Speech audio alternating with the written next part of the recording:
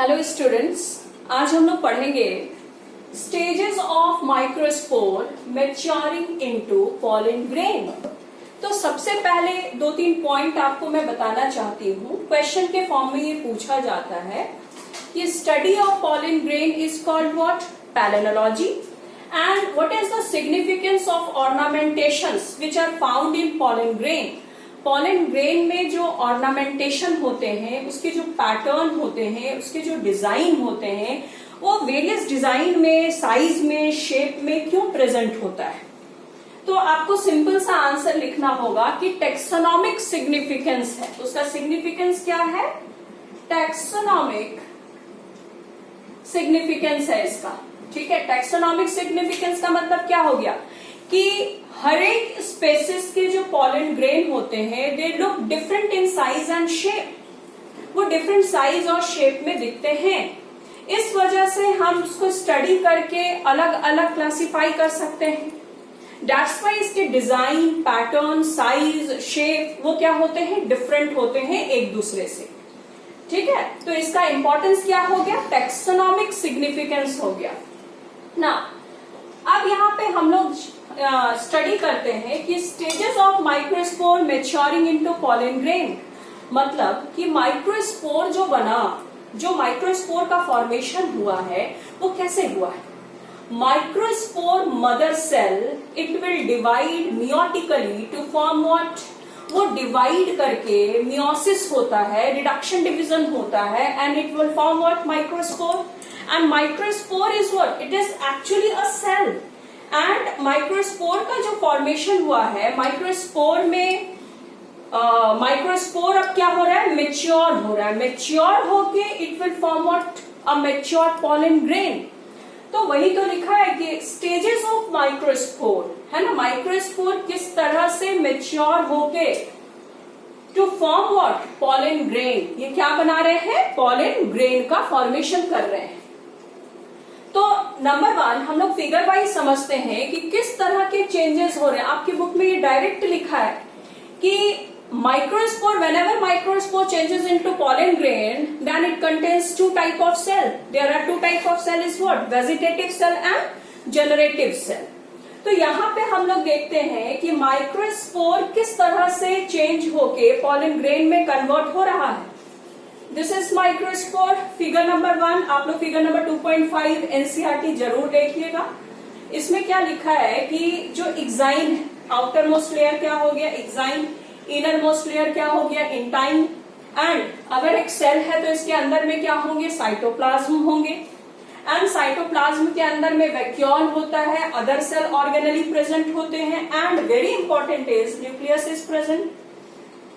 Now अब क्या हो रहा है? किस तरह से चेंजेस हो रहे हैं? वैक्यूल का साइज बड़ा हो रहा है। वैक्यूल का साइज हम लोग देख रहे हैं कंपैरेटिवली ये लार्ज हो रहा है। एंड जो न्यूक्लियस है इसमें डिवीजन हो रहा है, मीन्स कैरियोकाइनेसिस हो रहा है। क्लियर? तो जब न्यूक्लियस डिवाइड करेगा तो 2 बनाएगा। एक न्यूक्लियस जब डिवाइड करता है, हाँ, डिवीजन जो होगा वो माइटोसिस होगा। न्यूक्लियस डिवाइड किया तो वही चीज लिखा, asymmetric spindle is form.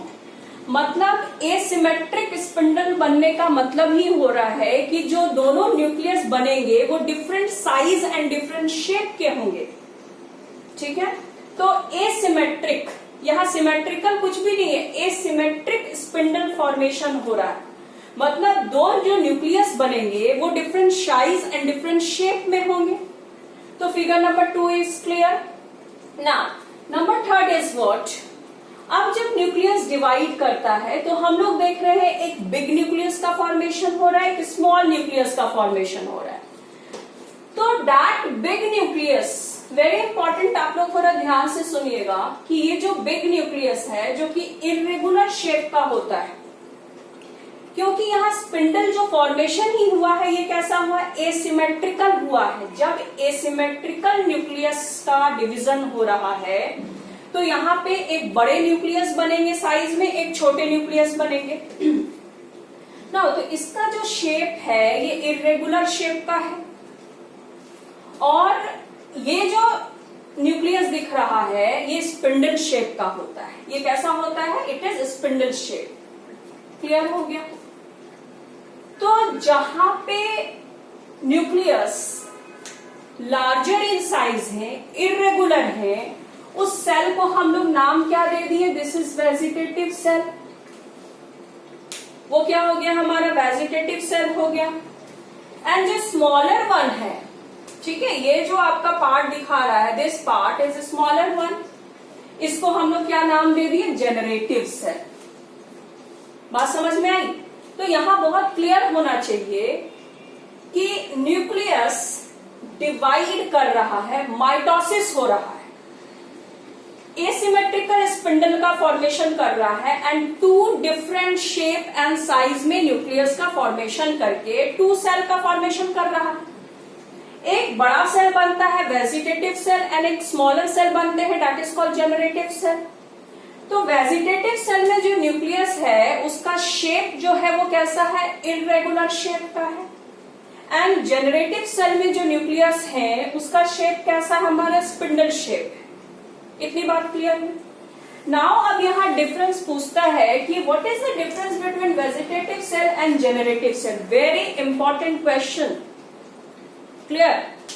Number one, vegetative cell larger in size, this one is vegetative cell, larger in size का, and this one is smaller in size. Generative cell क्या हो गया? स्मॉलर इन साइज का। Number two, abundant cytoplasm. यहाँ cytoplasm जो होंगे वो कैसे होंगे? एबंडेंट होंगे, भरे होंगे, पूरे बहुत ज्यादा होंगे। ऑब्वियसली बड़ा सेल है तो साइटोप्लाज्म का अमाउंट भी क्या होगा? ज्यादा होगा। एंड जनरेटिव सेल में कम होते हैं साइटोप्लाज्म, क्योंकि सेल का साइज क्या होता है? स्मॉल होता है। Number one very clear, number two is also clear. Number third is what? Regarding nucleus. Nucleus का जो शेप है मैंने पहले भी डिस्कस किया, that is irregular in shape, and this is what? This is spindle shape. ये कैसा होता है? स्पिंडल शेप का होता है। Very clear?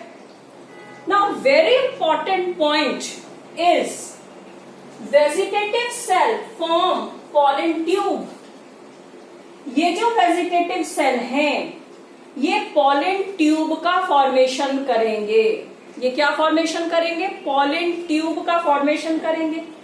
याद होगा कि जर्म पोर होता है, और वहां पे मैं बताई थी एग्जाइन में those structure where sporopollenin is absent is called what? Germ pore, and from germ pore pollen tube arises. तो जो जर्म पोर होता है वहां से जो पॉलन ट्यूब अराइज होते हैं at the time of germination, वो बनाने वाला स्ट्रक्चर क्या है? Vegetative cell. मीन्स की vegetative cell form what? Pollen tube. ये क्या बनाएगा? पॉलन ट्यूब का फॉर्मेशन करेगा। And very important, generative cell form what? Male gamete. ये क्या बनाएंगे? मेल गैमेट का फॉर्मेशन करेंगे। दैट्स वाई हम लोग क्या पढ़ते हैं कि pollen grain represent male gametophyte. Pollen grain क्या रिप्रेजेंट करता है? मेल गैमेटोफाइट को रिप्रेजेंट करता है। तो ये जो सेल है हमारे जनरेटिव सेल, ये क्या बनाएंगे? मेल गैमेट का फॉर्मेशन करेंगे। पढ़ेंगे कैसे बनता है। And number four is what? Vegetative cell larger होने के साथ साथ इसका पोजीशन जो होता है फिक्स्ड होता है, but generative cell freely floating in the cytoplasm. इसका पोजीशन फिक्स नहीं है। ये जनरेटिव सेल जो होते हैं पूरे वेजिटेटिव सेल के जो साइटोप्लाज्म होते हैं वो मूव करते रहता है। एक्चुअली वो क्या करता है? मूव करते रहता है। ठीक है, तो वेजिटेटिव सेल का पोजीशन क्या है? फिक्स्ड है, एंड जनरेटिव सेल का position is not fix, it is freely floating in the cytoplasm. ये साइटोप्लाज्म में फ्रीली क्या होते हैं? मूव करते रहते हैं। क्लियर है? नाउ नेक्स्ट टॉपिक और नेक्स्ट पॉइंट मैं बोलना चाहती हूं, बहुत इंपॉर्टेंट इसलिए है कि ये जो सेल है जो माइक्रोस्पोर कन्वर्ट हो गया पॉलन ग्रेन में, तो एनसीईआरटी में एक पॉइंट बहुत इंपॉर्टेंट लिखा गया है कि about 60% of angiospermic plant, 60% angiospermic plant में 2 सेल्ड स्टेज होते हैं, 2 सेल्ड स्टेज में ही पॉलिनेशन होता है, 2 सेल्ड स्टेज में। एंड 40% ऑफ एंजियोस्पर्मिक प्लांट में 3 सेल्ड स्टेज में पॉलिनेशन होगा। बात क्लियर है? नहीं समझ में आया होगा, मैं समझाती हूं। 60% ऑफ एंजियोस्पर्मिक प्लांट में 2 सेल्ड स्टेज में ही पॉलिनेशन होते हैं। मीन्स कि most of the flowering plant जो होते हैं, जब पॉलिनेशन का टाइम हुआ, पॉलन ग्रेन जब मेच्योर हो गए, तो उस टाइम में 2 सेल्ड स्टेज में ही पॉलिनेशन हो गया। ठीक है। एंड 40% एंजियोस्पर्मिक प्लांट वैसा प्लांट होता है जिसमें 3 सेल्ड स्टेज में क्या होगा? पॉलिनेशन होता है। क्लियर है? नेक्स्ट क्लास में इसको थोड़ा मैं और डिस्कस करती हूं, अभी के लिए इतना रहने देते हैं। नेक्स्ट क्लास में हम लोग आगे इसको कंटिन्यू करेंगे। Thank you.